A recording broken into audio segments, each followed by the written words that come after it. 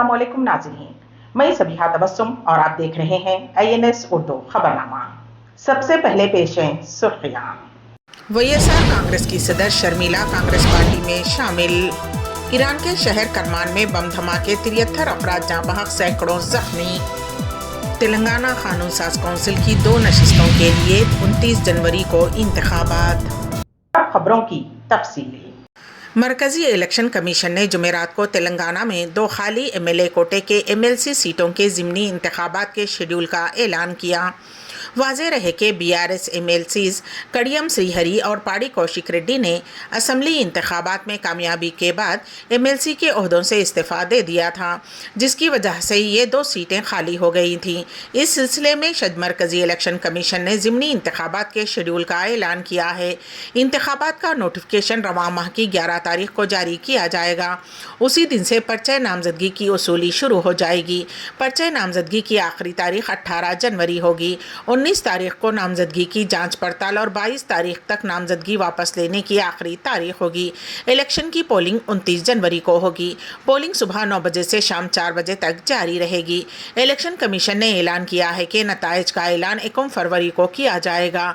Election commission ने कहा है कि तेलंगाना में 2 और यूपी में 1 MLC नशिस्त के लिए ज़िमनी इंतखाबात होंगे। तेलंगाना हुकूमत ने हर 4 माह में 1 मरतबा प्रजा पालना प्रोग्राम मुनक्किद करने का फ़ैसला किया है। चीफ सेक्रेटरी शांति कुमारी ने प्रजा पालना के तहत दरखास्तों के कबूल करने के फौरी बाद डेटा एंट्री का अमल 17 तारीख तक मुकम्मल कर लेने की ज़िला कलेक्टर्स को हिदायत दी है। उन्होंने इस सिलसिले में ज़िला कलेक्टर्स के साथ टेली कॉन्फ्रेंस मुनक्किद की। उन्होंने कहा कि मंडल मराकिज़ में दरखास्तों से मुताल्लिक़ डेटा एंट्री का अमल मुकम्मल किया जाए और डेटा एंट्री के ताल्लुक़ से रियासती सतह के मुलाजिमीन को इस महीने की 4 तारीख को और ज़िलाई मुलाजिमीन को 5 तारीख को ट्रेनिंग दी जाए। चीफ सेक्रेटरी ने कहा कि आधार और सफ़ेद राशन कार्ड का अहाता करते हुए इस्तिफ़ादा कुनिंदगान का डेटा दर्ज किया जाए। शांति कुमारी ने मज़ीद कहा कि हर 4 माह में 1 मरतबा प्रजा पालना प्रोग्राम मुनक्किद करने का हुकूमत ने फ़ैसला किया है। इसलिए ऐसे अफराद जिन्होंने अब तक दरखास्तें दाखिल नहीं की हैं, वो 1 मरतबा फिर दरख्वास्त दाखिल कर सकते हैं। वाज़ेह रहे कि प्रजा पालना प्रोग्राम के तहत हुकूमत की जानिब से 6 गारंटी स्कीमात के लिए अवाम के दरमियान अगर सरकारी ओहदेदार दरखास्तें कबूल कर रहे हैं। कुल हिंद मजलिस इत्तेहादुल मुस्लिमीन के सदर व रुकने पार्लियामेंट बैरिस्टर असदुद्दीन ओवैसी ने प्रजा पालना मराकिज़ पहुँचकर आवाम की रहनुमाई में शबो रोज़ मसरूफ़ हैं। जुमेरात को बैरिस्टर असदुद्दीन ओवैसी ने हल्क़े कारवां के नानिल नगर डिवीज़न में प्रजा पालना मराकिज़ का दौरा किया और दरख्वास्तों के इत्काल के सिलसिले में जहाँ आवाम की रहनुमाई की गई, वहीं मजलिस की तरफ से हेल्प डेस्क के ज़रिए फ़राहम की जाने वाली खिदमात का भी जायज़ा लिया। बैरिस्टर असदुद्दीन ओवैसी ने मुतल्लक़ा ओहदेदारों को आवाम की मौसर रहनुमाई पर जोर दिया। 6 जनवरी तक प्रजा पालना मराकिज़ पर हुकूमत की नई स्कीमों से इस्तेफादे के लिए फॉर्म्स दाखिल किए जा सकते हैं।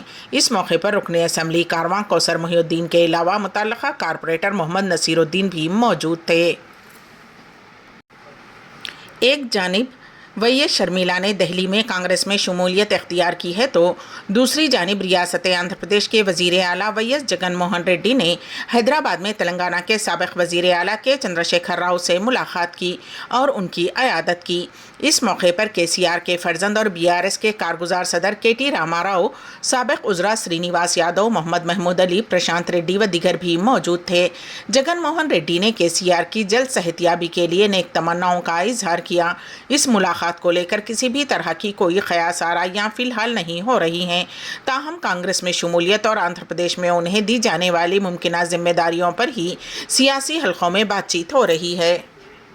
शहर हैदराबाद में स्कूल बस की टक्कर लगने की वजह से 2 साला लड़की की मौत हो गई। ये हादसा हैदराबाद के हबशीगुड़े में पेश आया। ये हादसा उस वक्त पेश आया जब लड़की अपने बाप के साथ अपने बड़े भाई को स्कूल बस तक छोड़ने के लिए आई थी। बताया जाता है कि बस का ड्राइवर लापरवाही से गाड़ी चला रहा था, जिसने लड़की को नहीं देखा। उस हादसे के नतीजे में लड़की मौके पर ही हलाक हो गई। उस्मानिया यूनिवर्सिटी पुलिस ने इस सिलसिले में एक मुकदमा दर्ज करते हुए बस के ड्राइवर को हिरासत में ले लिया है। शहर बुलंदोबाला इमारतों और वसी शाहराहों से नहीं बल्कि इल्मी व अदबी शख्सियतों से पहचाने जाते हैं। महमूद शाहिद का बयान पेश है। इस सिलसिले में हमारे नुमाइंदे KN वासिफ की रिपोर्ट। گلبرگہ کی فعال ادبی تنظیم مجلس شعور ادب نے ایک تہنیتی تقریب کا اہتمام کیا جس میں معروف شاعر ادیب و تنقید نگار محمود شاہد کو تہنیت پیش کی گئی۔ اس موقع پر 2 ماہی ادبی رسالہ افسانچہ نما کے ایڈیٹر محمود شاہد نے کہا کہ کوئی شہر بلند و بالا عمارتوں یا وسیع شاہراہوں سے نہیں بلکہ اس شہر کی ادبی شخصیات سے پہچانا جاتا ہے۔ شہر گلبرگہ ہمیشہ سے علمی، ادبی و مذہبی شخصیات کا مسکن رہا ہے۔ اس شہر کے قلمکاروں نے اپنے قلمی کاوشوں سے گلبرگے کو عالمی سطح پر بلند کیا ہے۔ اس محفل میں محمود شاہد نے اپنا ایک افسانچہ بھی پیش کیا۔ اس کے علاوہ کوہنا مشق شاعر سید سجاد علی شاد، ڈاکٹر چندہ حسینی اکبر معتمد مجلس شعور ادب نے اپنا کلام پیش کیا۔ مزاح نگار منظور وقار نائب صدر نے بھی افسانچہ پیش کیا۔ انجینئر وسیم عارف نے بھی اجلاس سے خطاب کرتے ہوئے محفل میں قلمکاروں کی شرکت پر مسرت کا اظہار کیا۔ تنظیم کے جوائنٹ سیکریٹری محمد مجیب علی خان کے ہدیہ تشکر پر اس پررخا تقریب کا اختتام عمل میں آیا۔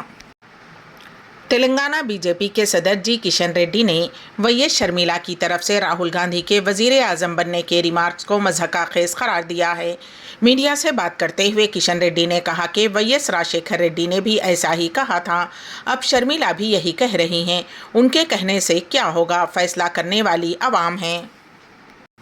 جموں و کشمیر میں ریکٹر اسکیل پر 3.9 شدت کے زلزلے کے جھٹکے محسوس کیے گئے ہیں۔ نیشنل سینٹر فار سیسمولوجی نے کہا ہے کہ جمعرات کو جموں و کشمیر میں ریکٹر اسکیل پر 3.9 شدت کے زلزلے کے جھٹکے محسوس کیے گئے ہیں۔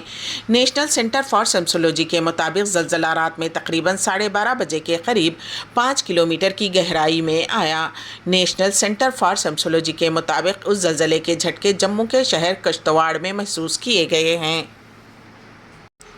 دہلی کے وزیر اعلیٰ اروند کیجریوال نے ان کی گرفتاری سے متعلق جاری قیاس آرائیوں کے تناظر میں کہا ہے کہ بی جے پی انہیں گرفتار کرنا چاہتی ہے۔ ان کا بڑا اثاثہ ان کی ایمانداری ہے اور وہ ان کی ایمانداری کو داغدار بنانا چاہتے ہیں۔ کیجریوال نے بتایا کہ ان کے وکلاء نے انہیں کہا تھا کہ ان کے خلاف جو سمن جاری کیے گئے ہیں وہ غیر قانونی ہیں۔ بی جے پی کا مقصد ان کے خلاف تحقیقات نہیں بلکہ لوک سبھا کے آنے والے انتخابات کے دوران انہیں انتخابی مہم میں حصہ لینے سے روکنا ہے۔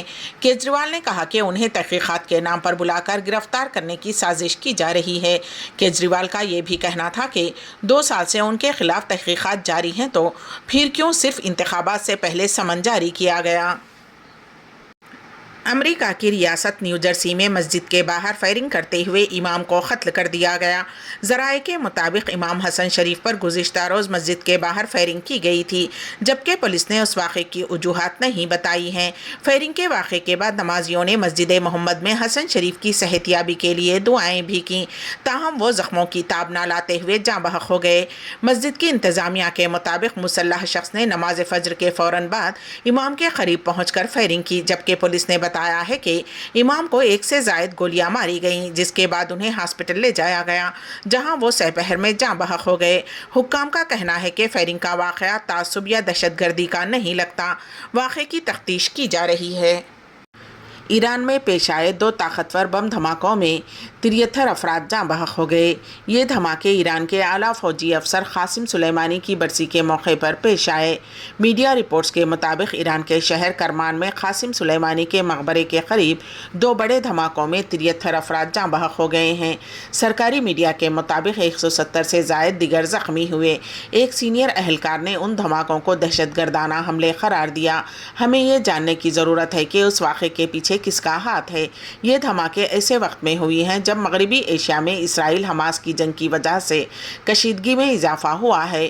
ایران غزہ پر حملوں کی شدید مخالفت کر رہا ہے۔ قاسم سلیمانی جو ایران کے پاسداران انقلاب میں سب سے طاقتور قدس فورس کی قیادت کیا کرتے تھے، 3 جنوری 2020 کو ایک امریکی ڈرون حملے میں مارے گئے تھے۔ اس وقت کے امریکی صدر ڈونلڈ ٹرمپ نے عراق کے دارالحکومت بغداد کے بین الاقوامی ہوائی اڈے پر حملے کا حکم دیا تھا۔ اس کے بعد ایران نے جوابی کارروائی کی۔ آج سلیمانی کی 34 برسی کے موقع پر منعقدہ پروگرام میں دھماکے ہوئے۔ دریں اثنا 2020 میں ان کے جنازے کے دوران بھگدڑ میں 56 افراد اپنی جانوں سے ہاتھ دھو بیٹھے تھے۔ غزہ میں اسرائیلی فوج کے وحشیانہ حملے جاری ہیں۔ اس حوالے سے فلسطینی وزارت صحت نے کہا ہے کہ گزشتہ 24 گھنٹے میں اسرائیلی بمباری سے مزید 128 فلسطینی شہید ہو گئے۔ فلسطینی وزارت صحت کے مطابق گزشتہ 24 گھنٹے میں اسرائیلی بمباری سے 261 فلسطینی زخمی ہوئے ہیں۔ فلسطینی وزارت صحت نے کہا کہ 7 اکتوبر سے اب تک شہید فلسطینیوں کی تعداد 22,313 ہو گئی ہے۔ فلسطینی وزارت صحت کے مطابق اسرائیلی حملوں میں اب تک 57,296 فلسطینی زخمی ہوئے۔ وائس آر کانگریس کی صدر شرمیلا کانگریس پارٹی میں شامل۔ ایران کے شہر کرمان میں بم دھماکے، 73 افراد جاں بحق، سینکڑوں زخمی۔ تلنگانہ قانون ساز کونسل کی 2 نشستوں کے لیے 29 جنوری کو انتخابات۔ اسی کے ساتھ ہی INS اردو خبرنامہ یہیں پر اختتام پذیر ہوتا ہے، تو دیجیے گا سبیحہ تبسم کو اجازت۔ اللہ حافظ۔